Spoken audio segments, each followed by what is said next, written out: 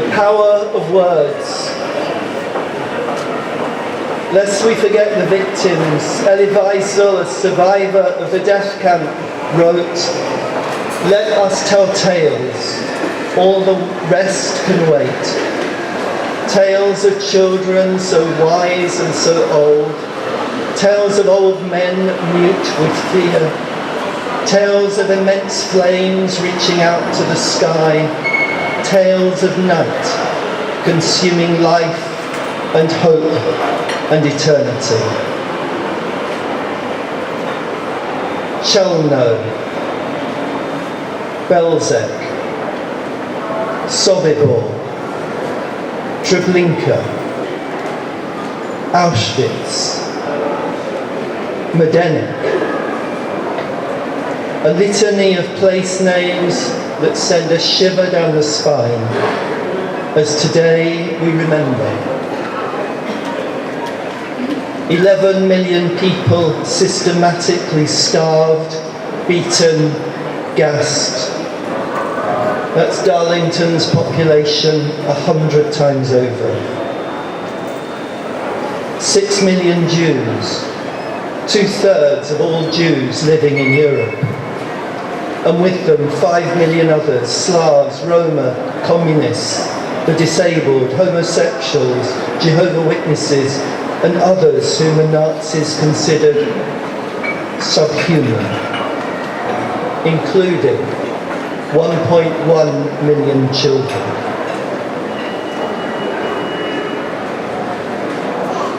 Gaze into the pool of ash at Birkenau. Were its waters tears, it would not do justice to more than 1 million people for whom it is a grave.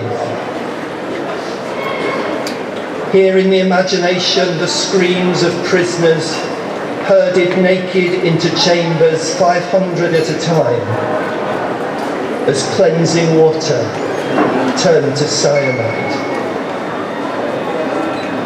Smell the open cremation pyres, the emaciated corpses, the human stench of genocide. We want to speak of the power of words, but in this dark place there are no words. No words that can enclose the pain and the tragedy, the barbarism, the madness, the awful realization that this atrocity, this genocide, is the work of human hands.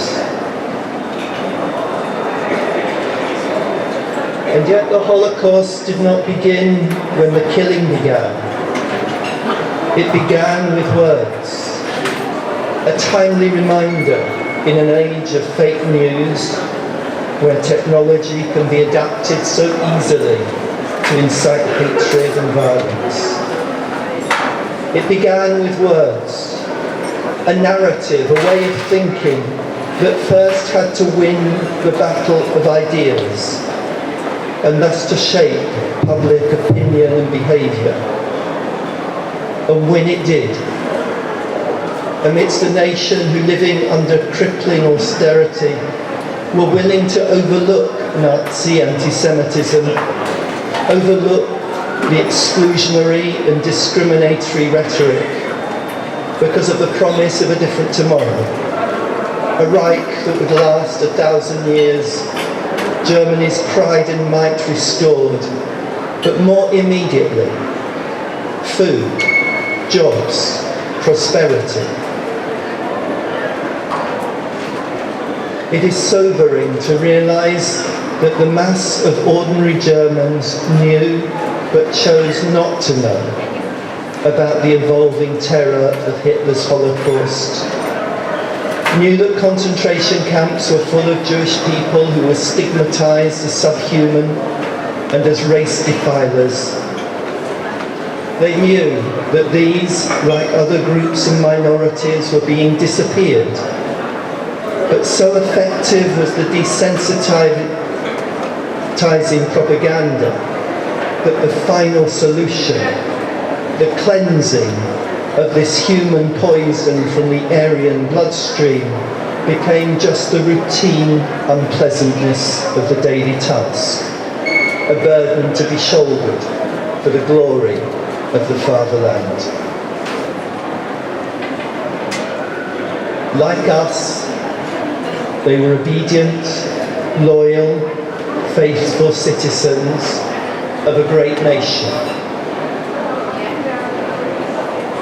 But what is the meaning of citizenship that excludes love, considers it irrelevant, and which in its promotion destroys our capacity to love other human beings, to respond to their needs and their sufferings, to recognise them also as persons, to apprehend their pain as our own. The Holocaust did not happen by accident. It happened because people let this most heinous crime happen. The few dissenters were silenced. The majority acquiesced because National Socialism was delivering its election promises. Even the churches were silent. But if words have the power to initiate Holocaust, they can also empower resistance. As Viktor Frankl, another Holocaust survivor, has written, everything can be taken from a man but one thing, the last of human freedoms, to choose one's attitude in any given circumstance, to choose one's own way. In a few minutes, Ada Burns, Darlington's chief executive, will make a pledge of resistance on behalf of this town. But if the words are to mean anything, it is not enough for one to do it on behalf of the many. We must each, as individuals, commit ourselves. Then, and only then, will the power of words to become hope for generations to come be realised. To echo the sign at the entrance of Auschwitz, this is work that truly does make us free, because it is the work of justice, it is the work of reconciliation and the work of peace, where the last word belongs to love and not to hate.